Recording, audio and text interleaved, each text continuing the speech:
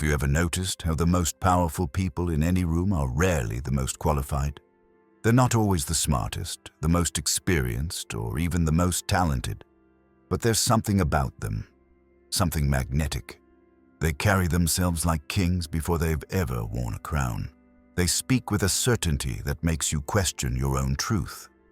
They look at the world not as supplicants begging for scraps, but as conquerors surveying territory that already belongs to them. And here's what drives everyone else mad. It works. The world bends. People defer. Opportunities open, not because these individuals are better, but because they act like no one could possibly be better than them. That's where the power lies. You've been conditioned since childhood to believe in a particular mythology. Work hard, stay humble, let your achievements speak for themselves, and eventually the world will recognize your worth. Be patient, wait your turn, don't be arrogant, play by the rules, and success will find you. But I'll tell you why that's a beautiful lie that keeps you powerless. The world doesn't operate on merit. It operates on perception. And perception is shaped not by what you've accomplished, but by what you project in every moment. Your posture when you enter a room, the pace of your speech, whether your eyes meet someone else's or dart away. These micro-signals broadcast your internal hierarchy before you've uttered a single word. Niccolò Machiavelli understood this 5 centuries ago when he wrote in The Prince, "Everyone sees what you appear to be. Few experience what you really are." Translation: the mask you wear matters infinitely more than the truth hiding beneath it. Not because people are shallow, but because that's how human psychology works. Do you know why? Because the human brain is an efficiency machine. We're making thousands of snap judgments every day, and we don't have the cognitive resources to dig deep into every person's soul. So we rely on shortcuts. We read the surface, we respond to signals, and the person who signals power gets treated as powerful, regardless of whether they've earned it. This is the uncomfortable truth Machiavelli weaponized. Human beings defer to those who appear strong and dismiss those who appear weak. It's hardwired into our evolutionary psychology. For millennia, following the confident leader meant survival. Questioning them meant death. So we're biologically programmed to look for signals of dominance, and when we find them, we fall in line. Think about the last meeting you attended. Who got listened to? The person with the best ideas, or the person who presented their ideas with the most conviction? Who got the promotion? The hardest worker, or the one who walked into the boss's office already carrying themselves like they deserved it? The pattern repeats endlessly, because it's not about fairness. It's about how perception shapes reality. Carl Jung called this the persona, the social mask we present to the world. But here's what most people miss. Your persona isn't just a mask you hide behind. It's the interface through which others experience you. And if that interface broadcasts uncertainty or the need for validation, people unconsciously categorize you as someone who can be overlooked or controlled. This is why some of the most successful people you've ever met aren't necessarily the most talented. They're the most convincing. They've mastered the art of carrying themselves like someone who's already won, even when they're still in the middle of the fight. They understand that confidence isn't a prize awarded after victory. It's the weapon you wield to achieve victory in the first place. You might think, but that's manipulation. That's fake, and you'd be revealing exactly why you haven't claimed your power yet, because you're still operating under the delusion that there's some cosmic referee keeping score, ensuring everyone gets what they truly deserve. There isn't. There's only what you project and how others respond to it. Machiavelli didn't invent this reality. He simply had the courage to describe it without comforting lies. He looked at power as it actually operates, not as we wish it would operate. And what he saw was this: it is better to be feared than loved if you cannot be both. Not because cruelty is virtuous, but because respect born from strength is more reliable than affection born from kindness. The mechanism is simple but brutal. The world treats you the way you teach it to treat you. If you walk into spaces apologizing for your existence, shrinking to accommodate others' comfort, waiting for permission, then you're training everyone to treat you as dispensable. But the moment you start carrying yourself like someone who already belongs at the highest table, people start believing it. Not because you've changed what you're capable of, but because you've changed the signal. That's the hidden mechanism. That's why acting as if you're the best isn't delusion, it's strategy. Now here's where this gets darker and where most people turn away because they don't want to face what it reveals about themselves. You're living in a prison of your own making.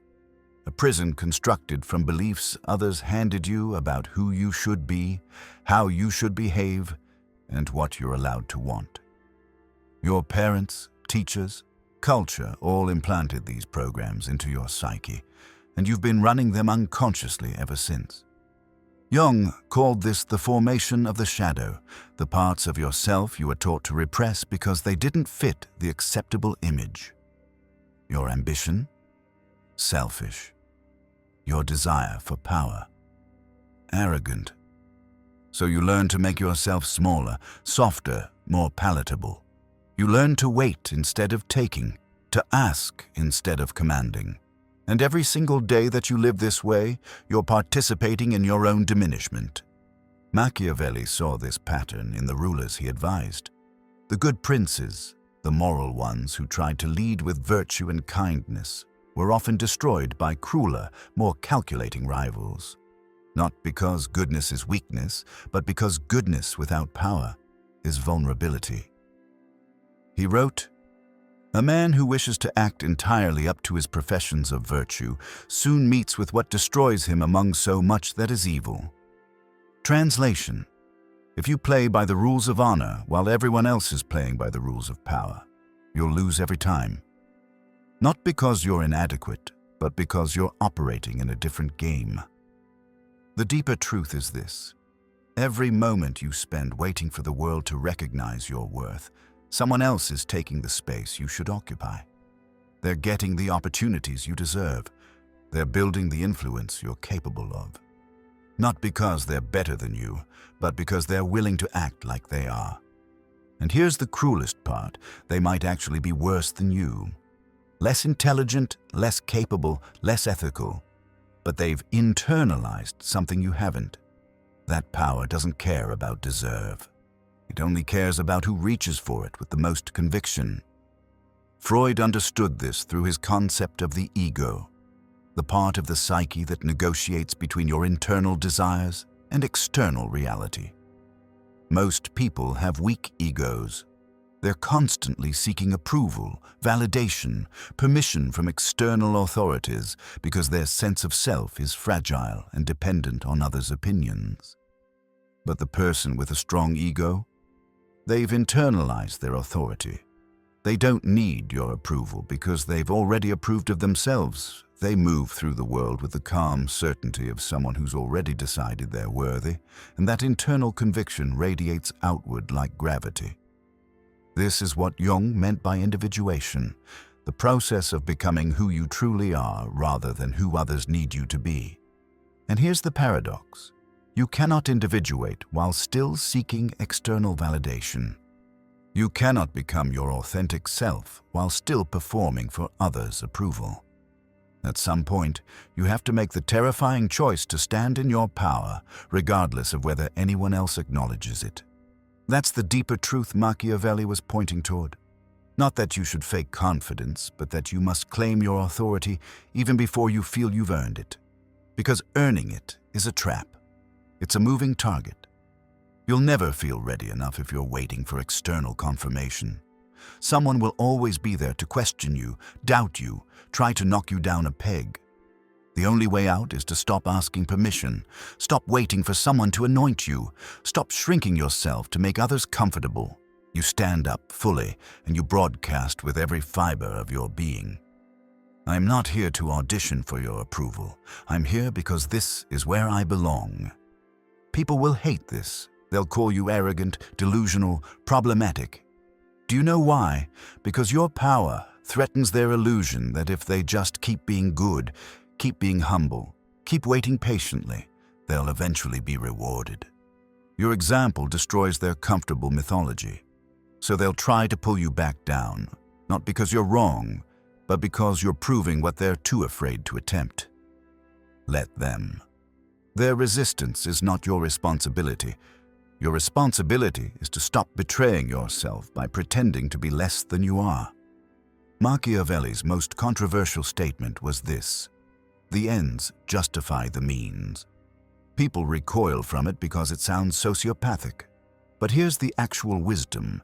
If your goal is virtuous, if what you're trying to build genuinely serves something meaningful, then you cannot afford to be so precious about how you achieve it that you guarantee your own failure. Sometimes you have to be willing to be misunderstood.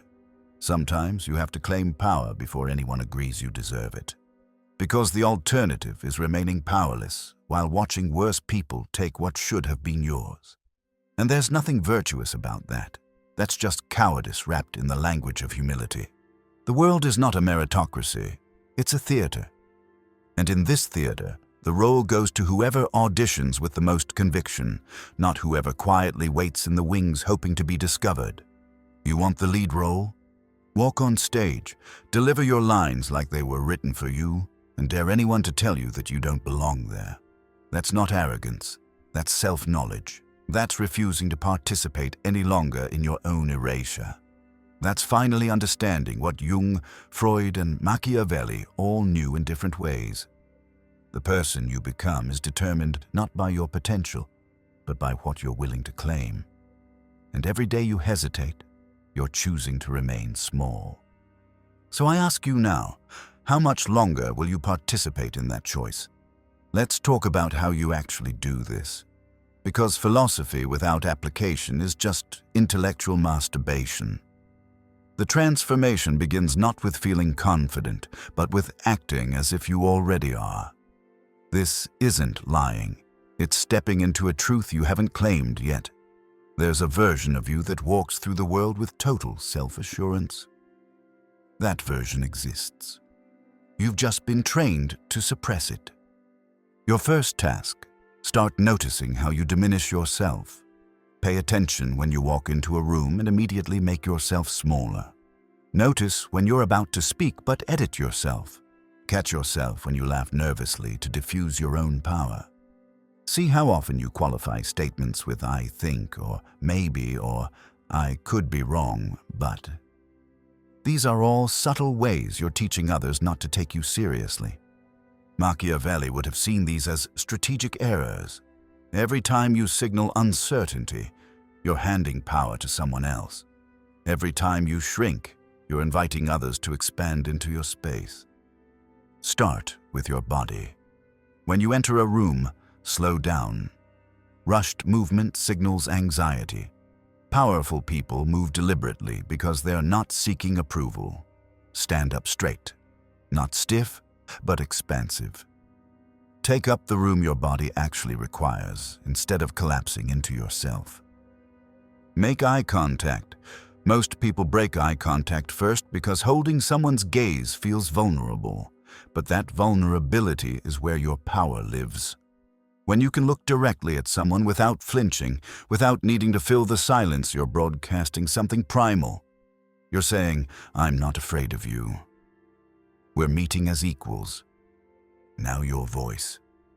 Most people's voices rise at the end of sentences, turning statements into questions. Drop your voice at the end of sentences. Statements should land with finality, not float upward seeking validation. Speak slower. Powerful people don't rush because they trust that others will wait for their words. Embrace pauses. When someone asks you a question, don't jump to fill the silence.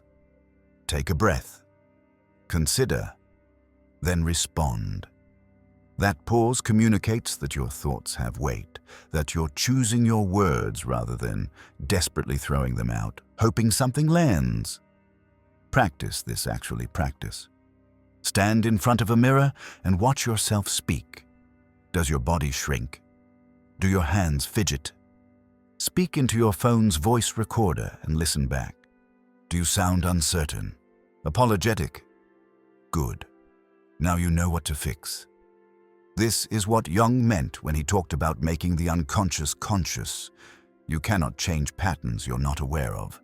So shine a light on all the ways you've been unconsciously making yourself smaller, and then, with full awareness, start doing the opposite. But here's where it gets psychologically interesting. When you start acting this way, your old identity will resist. That voice in your head will scream, "Who do you think you are? You're being arrogant. People will hate you. This is your shadow material, all the parts of yourself you've repressed because you were taught they were unacceptable. Your ambition is in there, your rage at being overlooked, your hunger for power, recognition, influence, all of it stuffed down and labeled as bad. And now that you're trying to reclaim it, your psyche is going to throw up every defense mechanism to keep you safe, which means keeping you small. This is the individuation crisis. You cannot become whole while still clinging to others' approval. At some point, you have to choose, do I want to be liked or do I want to be powerful? And here's the secret. Once you choose power, once you start carrying yourself with genuine self-authority, you actually become more magnetic. People are drawn to those who don't need them.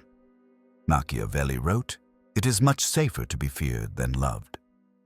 But I'd add, it's safest to be respected, and respect comes from knowing yourself so thoroughly that others' opinions don't shake you. When you're that solid in yourself, people sense it. They test you less, they challenge you less, they defer more.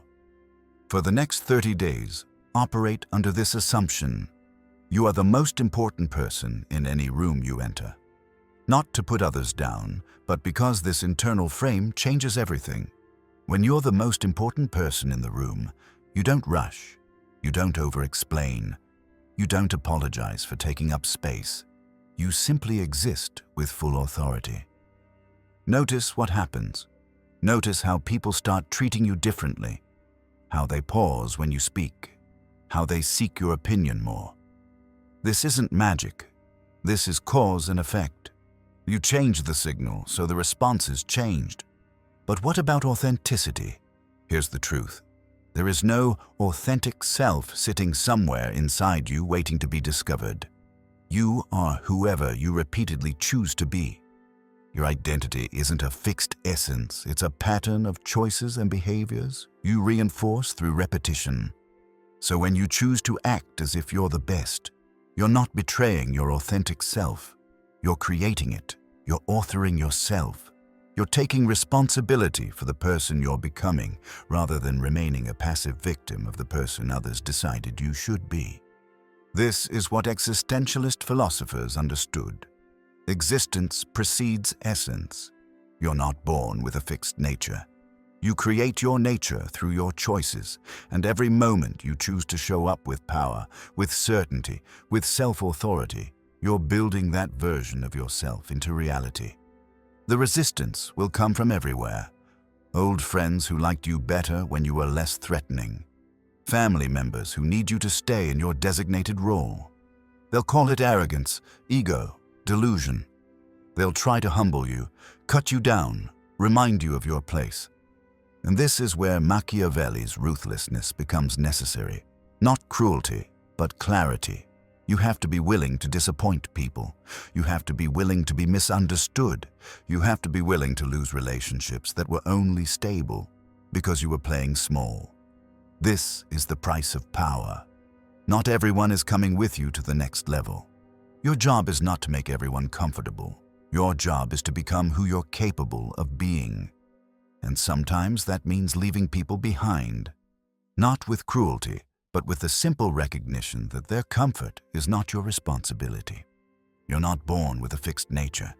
You create your nature through your choices, and every moment you choose to show up with power, with certainty, with self-authority, you're building that version of yourself into reality. The resistance will come from everywhere. Old friends who liked you better when you were less threatening. Family members who need you to stay in your designated role. colleagues who preferred when you didn't challenge them. They'll call it arrogance, ego, delusion. They'll try to humble you, cut you down, remind you of your place.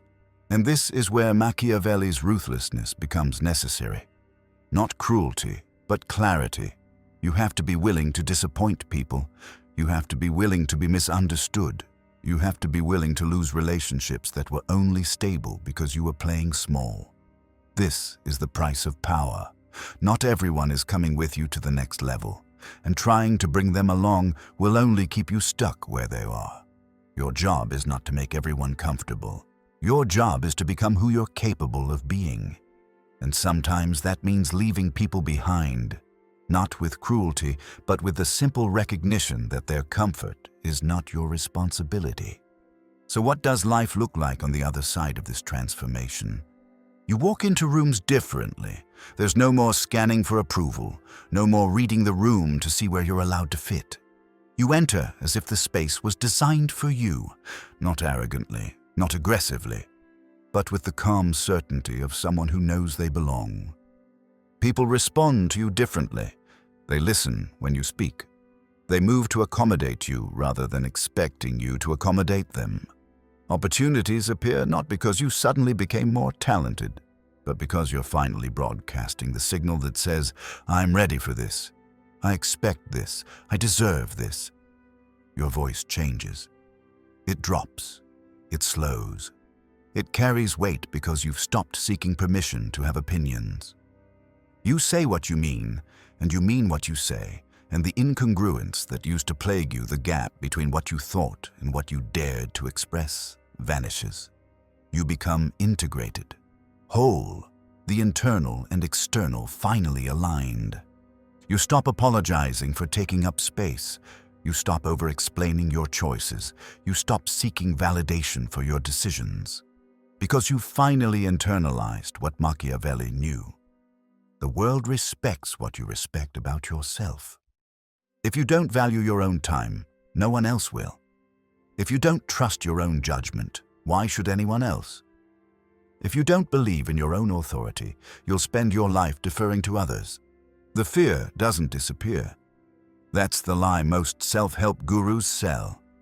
You'll still feel uncertain sometimes. You'll still doubt yourself. You'll still wonder if you're good enough. The difference is that now you act anyway. You've learned to carry fear without letting it control you, to acknowledge doubt without letting it define you, to feel insecure while still moving forward with conviction. This is what Jung called the integrated self, not the elimination of shadow, but the conscious relationship with it. You know you're afraid, but you're no longer controlled by that fear. You know you doubt, but you've decided that doubt doesn't get a vote in your actions. You've become both warrior and sage, comfortable with your power and comfortable with your humanity. And here's the beautiful paradox. Once you stop needing others' approval, you become genuinely free to connect with them. The desperate neediness that pushed people away dissolves. What remains is authentic presence. You're no longer performing, no longer auditioning, no longer trying to convince anyone of anything. You simply are. And that grounded presence is magnetic in a way that neediness never could be. This is the rebirth. Not into perfection, but into power. Not into invulnerability, but into sovereignty. Not into isolation, but into authentic connection that comes from wholeness rather than need. You become, finally, the person you've always been capable of being. The one who doesn't ask permission. The one who doesn't wait for approval. The one who acts as if they're the best, not because they need to prove it, but because they've finally stopped questioning it. Today, we learned from Niccolò Machiavelli that power is not granted to the deserving. It flows to those bold enough to assume it. We learned from Jung that individuation requires us to stop performing for others' approval and start authoring our own existence. We learned from Freud that a strong ego, one that doesn't seek external validation, is the foundation of genuine influence. And we learned from our own experience that we've been making ourselves smaller than necessary. and that transformation begins the moment we decide to occupy our full space. If these insights sparked a moment of recognition, if you felt that uncomfortable truth that says, "Yes, I've been playing small," then hit that like button and share this wisdom with someone who needs to hear it. Subscribe to join our community of people committed to psychological empowerment and philosophical transformation. We dive deeper into life-changing ideas every week, exploring the forces that shape our minds and the practices that liberate our potential. The question now is not whether this is true. You already know it is. The question is whether you have the courage to act on it, whether you're willing to disappoint people who prefer you, powerless, whether you're ready to claim your authority before anyone gives you permission. Machiavelli's ruthless psychology for power isn't about crushing others. It's about refusing to crush yourself. It's about finally understanding that the world is waiting for you to claim your place, not to earn it. And every day you wait is another day someone less capable takes what should be yours. So act as if you're the best, not because you need to prove it to anyone else, but because you owe it to yourself to finally stop pretending you're anything less. Until we meet again, carry this wisdom forward. Power is not a gift. It's an assumption, and the moment you truly assume it, your entire world changes. May you find our talks not only educational, but also inspirational, and hopefully, ultimately, transformational. See you next time.